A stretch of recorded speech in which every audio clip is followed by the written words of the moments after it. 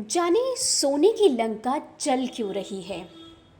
श्रीलंका से राष्ट्रपति और कई राजनेता अपने परिवार के साथ देश छोड़ चुके हैं। पूरे देश में जीवन जीने लायक मूलभूत संसाधनों की भारी किल्लत है। श्रीलंका में पिछले कुछ माह से जारी आर्थिक संकट ने अब राजनीतिक संकट का रूप ले लिया है। राष्ट्रपति गोटाबाया राजपक्षे देश छोड़कर भाग चुके हैं। वहीं प्रधानमंत्री रनिल विक्रमसिंघे को कार्यवाहक राष्ट्रपति बनाया गया है। श्रीलंका अब अपने पड़ोसी देश भारत और अमेरिका सहित अंतर्राष्ट्रीय मुद्रा कोष से सहायता की गुहार लगा रहा है। श्रीलंका की हालत इतनी बुरी हो चुकी है कि लोगों को ईंधन के लिए और खाने पीने के सामान के लिए कई घंटों तक कतार में खड़ा होना पड़ता है। आर्थिक संकट से जूझ रहे श्रीलंका के लोग अब बहुत ज़्यादा उग्र हो चुके हैं। हाल ही में लगभग हजारों लोगों ने राष्ट्रपति आवास एवं प्रधानमंत्री के घर को निशाना बनाया, वहां के स्विमिंग पूल में नहाया, खाना खाते हुए सेल्फी ली।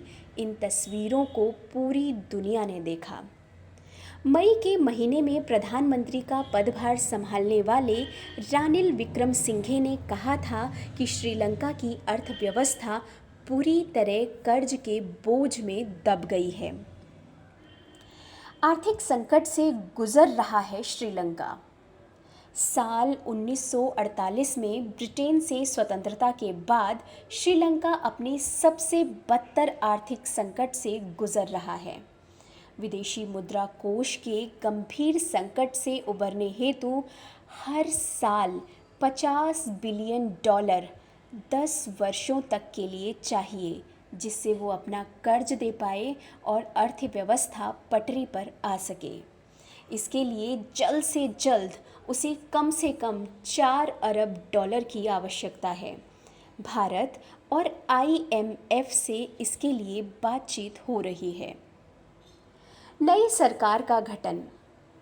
गोटाबाया राजपक्षे श्रीलंका के पहले राष्ट्रपति हैं जिन्हें अपने कार्यकाल की समाप्ति से पहले ही अपना पद खाली करना पड़ा। इससे पहले ऐसा साल 1953 में विरोध प्रदर्शनों के बाद प्रधानमंत्री डुडले सेनानायके को पद छोड़ना पड़ा था। श्रीलंका के संविधान के मुताबिक नई सरकार का गठन करना होगा, जिसकी अगुवाई संसद के अध्यक्ष करेंगे, लेकिन इसके बाद महीने भर के भीतर ही नया राष्ट्रपति चुना जाना भी ज़रूरी है। माना जा रहा है कि 70 के दशक के बाद ऐसा पहली बार हुआ है। बता दें, स्कूल बंद कर दिए गए हैं और लोगों को घरों से काम करने की सलाह दी गई है ताकि सप्लाई को बचाया जा सके। श्रीलंका की विदेशी मुद्रा लगभग समाप्त हो चुकी है, यानी कि दूसरे देशों से सामान खरीदने के लिए अब उनके पास पैसे नहीं बचे हैं। क्या केवल कोरोना महामारी एक बड़ी वजह? इतिहास में ऐसा पहली बार हुआ है। सरकार इसके लिए कोरोना महामारी को दोष दे रही है क्योंकि इसका असर टूरिज्म पर पड़ा है तथा टूरिज्म से श्रीलंका की कमाई का एक महत्वपूर्ण हिस्सा आता रहा है। चीन का बहुत ज़्यादा हस्तक्षेप और कृषि नीतियों के साथ आर्थिक नीतियां, जिनमें वोटरों को लुभाने के लिए कर की दरों को अत्यंत कम दर पर लाया गया, और इसका परिणाम यह हुआ कि जल्द ही अर्थव्यवस्था ज़मीन पर रेंगने लगी।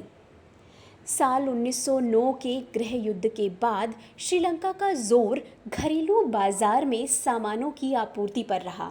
उन्होंने विदेशी बाजार में पहुंचने की कोशिश नहीं की, इसलिए दूसरे देशों से आमदनी तो कम हुई ही, आयात का बिल भी बढ़ता गया। 3 बिलियन डॉलर का आयात। श्रीलंका 3 बिलियन डॉलर का आयात करता है। ये निर्यात से बहुत ज़्यादा है, इसलिए विदेशी मुद्रा भंडार में कमी हो गई है। साल 2019 के अंत तक श्रीलंका के पास 7.6 बिलियन डॉलर का विदेशी मुद्रा भंडार था। मार्च 2020 तक ये गिरकर $1.93 बिलियन हो गया और हाल ही में सरकार ने बताया है कि केवल $50 मिलियन बचे हैं। विदेशी मुद्रा की कमी एक गंभीर समस्या। साल 2021 की शुरुआत में श्रीलंका की विदेशी मुद्रा की कमी एक गंभीर समस्या बन गई तो सरकार ने रासायनिक उर्वरकों के आयात पर प्रतिबंध लगा दिया। किसानों को लोकल जैविक उर्वरकों का उपयोग करने के लिए कहा गया। इससे व्यापक पैमाने पर फसल बर्बाद हो गई। श्रीलंका को विदेशों से अपने खाद्य भंडार की पूर्ति करनी पड़ी तथा विदेशी मुद्रा में और कमी होने लगी। श्रीलंका पर विदेशी कर्ज। श्रीलंका की सरकार पर विदेशी कर्ज बढ़कर $51 बिलियन हो गया है। इसमें से $6.5 बिलियन चीन का है तथा दोनों देश इसे लेकर फिर से विचार कर रहे हैं। इस साल श्रीलंका को अपने कर्ज के लिए $7 बिलियन का भुगतान करना होगा। विश्व बैंक श्रीलंका को $600 मिलियन का उधार देने हेतु सहमत हो गया है।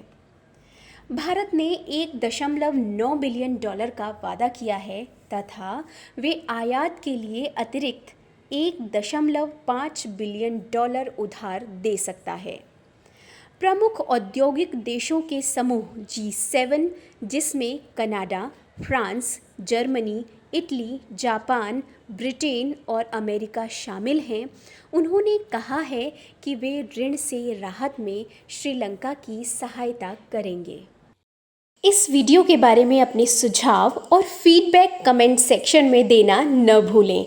वीडियो को लाइक, शेयर और सब्सक्राइब ज़रूर करें।